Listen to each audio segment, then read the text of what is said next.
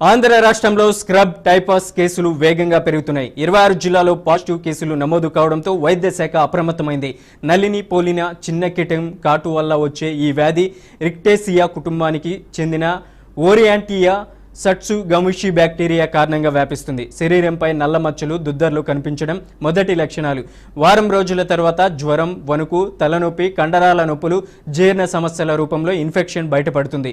చిత్తూరు, కాకినాడ, విశాఖపట్నం జిల్లాలో కేసులు ఎక్కువగా ఉండగా కడప, నెల్లూరు, అనంతపురం, తిరుపతి సహా పలు జిల్లాలో కూడా కేసులు పెరుగుతున్నాయి. ఈ వ్యాధి సాధారణ యాంటీబయాటిక్స్తో నయం కానప్పటికీ అవగాహన లోపం వల్ల చాలా మంది ఆలస్యంగా చికిత్సకు వస్తున్నారని వైద్యులు చెబుతున్నారు.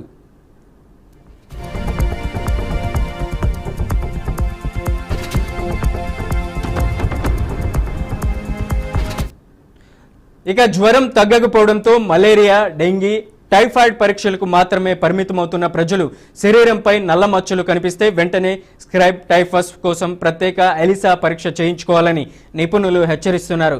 సమయానికి చికిత్స అందితే మరణాల రేటు 2% లోపు ఉంటుందని, ఆలస్యమైతే 30% వరకు పెరిగే ప్రమాదం ఉందని వైద్యులు హెచ్చరిస్తున్నారు.